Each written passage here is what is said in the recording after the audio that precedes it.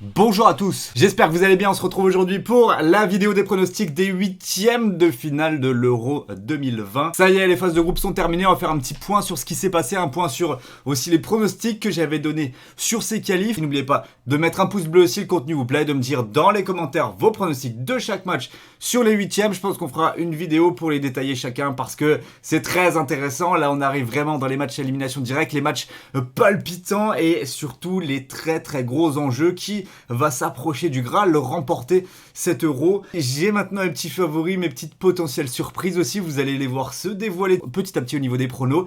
Et en parlant de pronos, si vous en voulez plus, si vous voulez vraiment du focus paris sportif sur tous les sports, football, tennis et aussi cyclisme, puisque le Tour de France va démarrer, n'hésitez pas à rejoindre mon groupe Telegram, le lien se trouve dans la description, c'est 100% gratuit, t'as juste à cliquer, à appuyer sur rejoindre et tu fais partie du groupe. Il y a plus de 30 000 autres parieurs maintenant et on envoie de la grosse cote, je vous le dis, on n'est pas là pour rigoler sur Telegram, ça peut vraiment rapporter gros, donc n'hésitez pas à me rejoindre là-bas. Allez, on va aller voir de plus près ces huitièmes de finale: Belgique, Portugal, Italie, Autriche, France, Suisse, Croatie, Espagne, Suède, Ukraine, Angleterre, Allemagne, Pays-Bas, République tchèque et Pays de Galles, Danemark. Alors là, pour ceux qui se demandent, le petit jeu des pronostics, on est sur le site de l'UEFA tout simplement, qui propose de faire un petit knockout predictor. Donc vous pouvez donner à chaque fois votre qualifié et ça vous fait directement les affiches pour le tour suivant. Alors, du côté des présents, des absents, il y a un seul pronostic sur lequel je me suis planté en qualif, c'est la Turquie.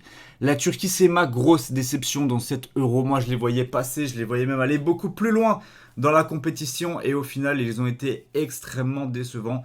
0 point, clairement rien à retirer de cette sélection qui a vraiment pas joué à son niveau, qui était totalement hors de forme, mal organisée. Et ça, franchement, dès le premier match face à l'Italie, même si on peut dire l'Italie est supérieure et tout, la prestation des Turcs, elle laissait déjà présager. Clairement, d'un Euro raté. C'est le seul pronostic sur lequel je me suis raté. Sinon, et je l'ai sous les yeux, j'avais donné qualification du Danemark à 1,20, duo gagnant Belgique-Danemark dans le groupe B, cote à 2,75, qualification de l'Autriche, cote à 1,35, qualification de la République tchèque, cote à 2, la Suède remporte son groupe, cote à 7, et ça s'est passé. Grosse satisfaction, je vous ai dit, c'est une value bet. Un groupe beaucoup plus homogène que ce que les bookmakers voulaient nous faire croire. Cette cote à 7 a été value et elle est passée. Et enfin, la qualification du Portugal. Donc franchement, il y avait des beaux trucs. Mais maintenant, on a tous qu'une seule envie, c'est que ces huitièmes de finale démarrent. Ça démarrera demain avec Italie, Autriche et Pays de Galles, Danemark. Je vais commencer par pronostiquer ce qui pour moi est le huitième de finale le plus évident. C'est Italie-Autriche.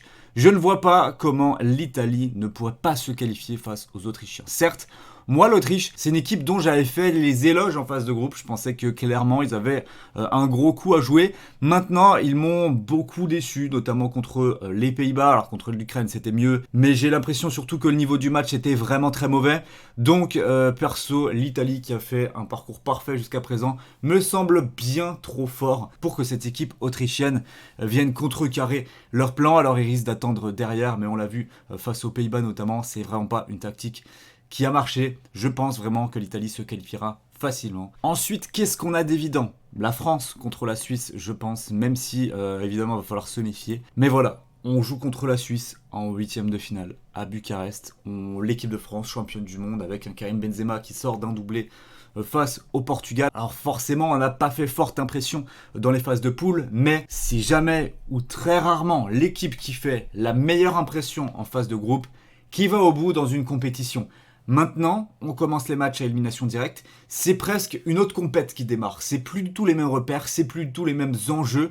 Là, tu es sur du 90 minutes où tu joues ta vie. Ça se joue sur le terrain, ça se joue dans les jambes évidemment, mais ça se joue dans la tête aussi. Et ça, c'est très important.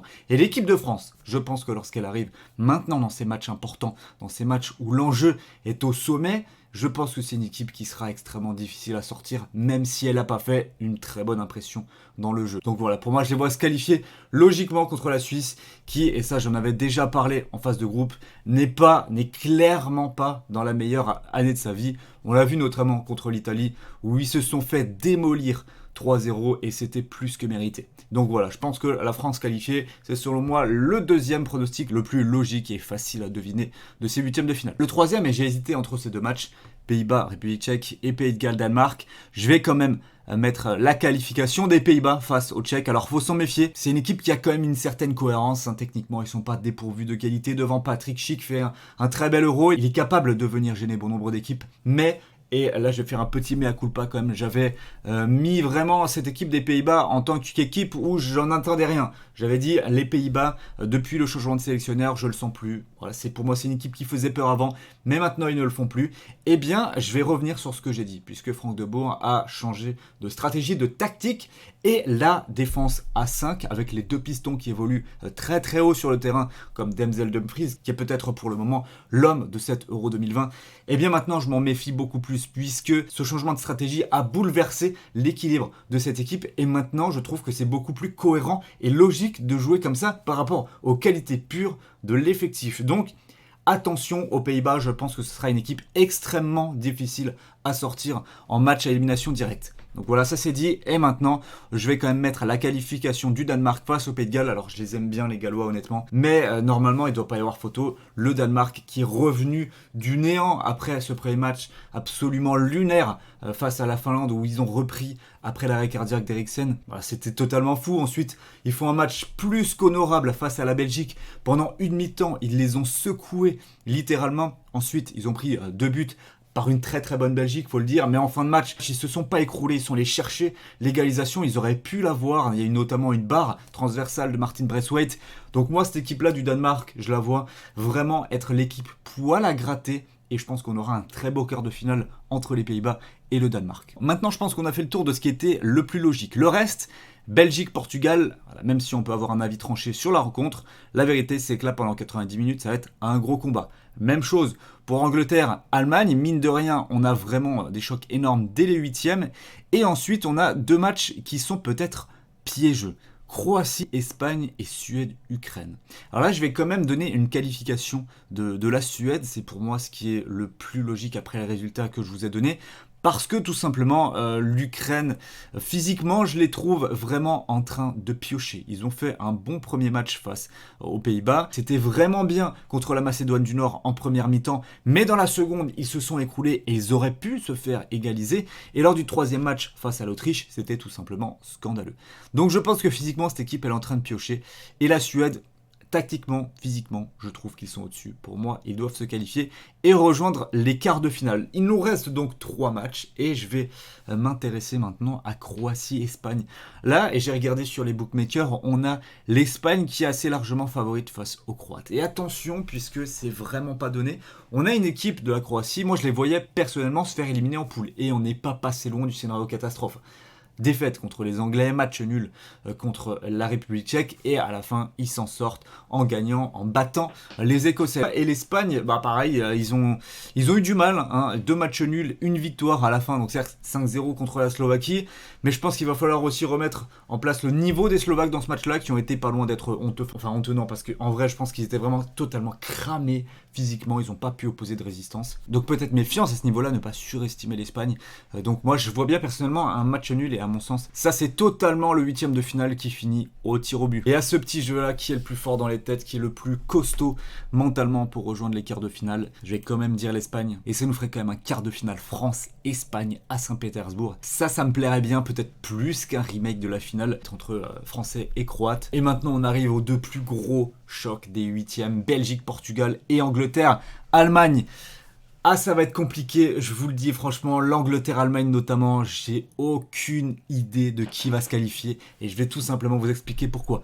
C'est pas parce que j'arrive pas à trancher, c'est parce que on a 2 équipes qui, en toute objectivité, sont absolument imprévisibles. Je pense que c'est le mot, totalement imprévisible. L'Angleterre qui a un réservoir offensif dans son équipe absolument incroyable, qui a, semble-t-il, trouvé un petit peu son rythme de croisière, mais qui n'est pas forcément rassurant lorsqu'il joue contre une équipe qui va vite en face. Ils ont concédé de très très grosses occasions contre l'Écosse, c'est pas passé loin non plus de la correctionnelle, donc voilà. Les Anglais, ils sont arrivés peut-être au stade et au moment où à chaque fois ça ne passait pas. En face, on a l'Allemagne voilà, qui a été battue par la France, qui a battu avec la manière 4-2 le Portugal pour peut-être ce qui est le plus beau match de cet Euro, avant de se qualifier de manière absolument incroyable, de partout contre la Hongrie. Donc clairement, ces deux équipes imprévisibles, totalement imprévisibles. Il peut se passer tout et n'importe quoi dans ce match-là. Les deux peuvent se qualifier et honnêtement, j'ai beaucoup de mal à établir un rapport de force. Je vais quand même dire qualification des Anglais parce que je me dis, allez, ça peut être leur année.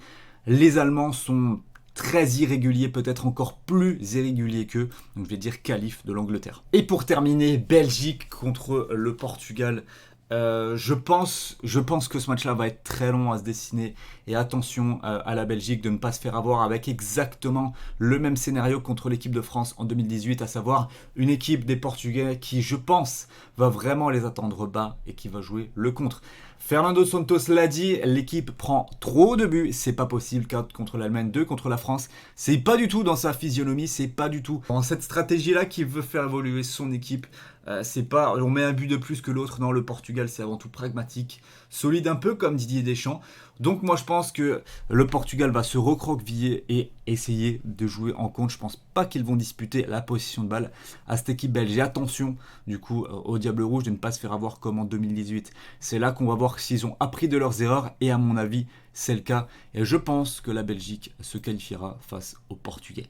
Voici donc moi, personnellement, mes quarts de finale. J'ai choisi donc ce Belgique-Italie absolument somptueux en quart de finale. Peut-être le quart que j'attendrais le plus. Un France-Espagne qui l'est presque tout autant. Si ce n'est que l'Espagne n'est clairement pas dans sa meilleure année. Mais ça peut quand même donner un très beau match de football. Un Suède-Angleterre, peut-être le quart de finale qui me plairait le moins. Entre guillemets, ça reste quand même un quart de finale de l'Euro, tout me plaît évidemment, mais que je trouve le moins séduisant, on va dire. Et enfin, un Pays-Bas-Danemark, où là, il y a, à mon sens, un vrai duel d'outsiders pour faire une belle demi-finale et pourquoi pas aller tâter la place en finale. Donc vraiment, je pense qu'on va se régaler.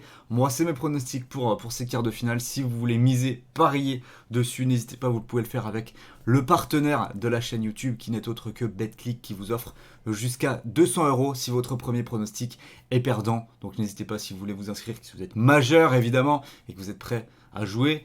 Vous pouvez vous inscrire avec BetClick, le lien se trouve dans la description et vous pouvez inscrire le code promo au moment de votre inscription LTP. Merci à tous d'avoir suivi cette vidéo, j'espère vraiment qu'elle vous aura plu.